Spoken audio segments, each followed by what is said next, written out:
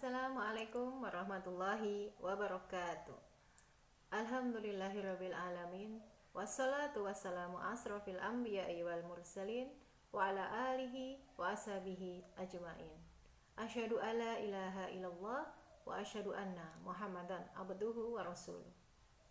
Sahabat Salimah yang dirahmati Allah, semoga tetap sehat, tetap semangat dalam menjalankan ibadah bulan Ramadan, di mana saat ini kita sudah memasuki 10 hari terakhir di bulan Ramadan pada tahun ini.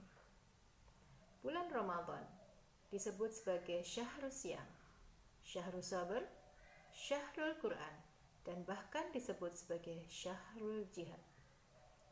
Mengapa disebut sebagai Syahrul Jihad atau bulan berjihad? Kita simak. Jihad berasal dari bahasa Arab, dari kata jahada, yang artinya bersungguh-sungguh, atau dari kata jahdun yang berarti usaha, atau dari kata judun yang berarti kekuatan. Secara bahasa, jihad dimaknai sebagai usaha yang sungguh-sungguh dengan segala daya dan upaya untuk mencapai sebuah kebaikan. Sahabat Salimah yang dirahmati Allah, kita simak beberapa peristiwa penting dalam sejarah Islam yang terjadi pada saat bulan Ramadan. Di antaranya Perang Badar, di mana terjadi bertepatan dengan ditetapkannya puasa di tahun kedua Hijriah. Sebanyak 313 pasukan Muslim berhasil mengalahkan ribuan pasukan Quraisy yang bersenjatakan lengkap pada waktu itu. Kemenangan gemilang pertama ini yang diraih umat Islam kemudian menjadi penguat eksistensi kaum muslim di Madinah dan pembuka kemenangan-kemenangan Islam selanjutnya. Kemudian pada tahun ke-8 Hijriah, umat Islam kembali meraih kemenangan yang lebih gemilang, lebih mempesona, lebih besar. Dan inilah penaklukan yang paling indah dalam sejarah umat manusia. Penaklukan tanpa korban jiwa dan meraih kemenangan besar tanpa setetes darah. 10.000 pasukan Islam yang dipimpin Rasulullah waktu itu memasuki Mekah dengan tenang dan menang tanpa perlawanan.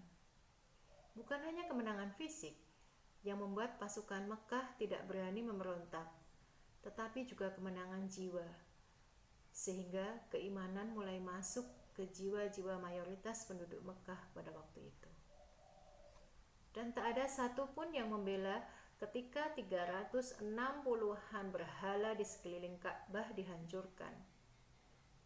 Tidak ada yang meratapi atau melakukan perlawanan. Sebab sesaat sebelum dilenyapkannya berhala di Masjidil Haram, Allah telah melenyapkan dari hati mereka.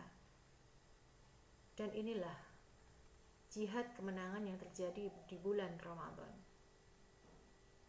Sahabat Salimah, seperti kita ketahui juga dalam sejarah bangsa Indonesia, penanda tanganan dan dikumandangkannya naskah teks proklamasi kemerdekaan Republik Indonesia terjadi di bulan Ramadan.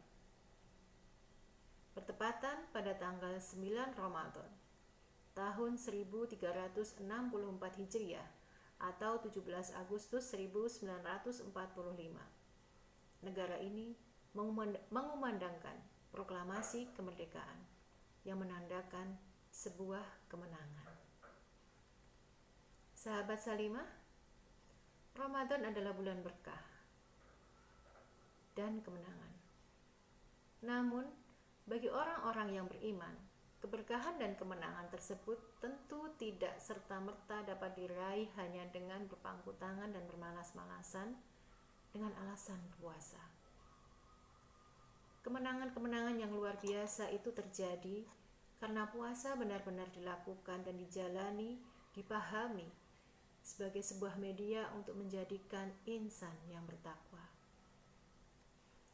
Para sahabat telah mencontohkan bahwa ketika berpuasa adalah benar-benar pengendalian diri dan tidak berbuat kecuali atas landasan syariat. bukan sekedar keinginan, apalagi menuruti hawa nafsu. Maka dari itu, jihad melawan hawa nafsu disebut sebagai jihad akbar. Marilah sahabat Salimah, kita jadikan Ramadan kali ini sebagai bulan jihad untuk meraih kemenangan, keberkahan, dan kemuliaan. Dengan siap-siap berjuang mengendalikan diri, di 10 hari terakhir, kita jalani Ramadan dengan pengendalian diri yang lebih khusyuk.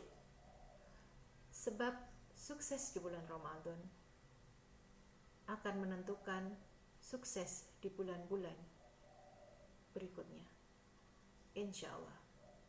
Maka dengan kemampuan kita mengendalikan diri, kebaikan-kebaikan dan kemenangan-kemenangan umat Islam akan segera menjelang.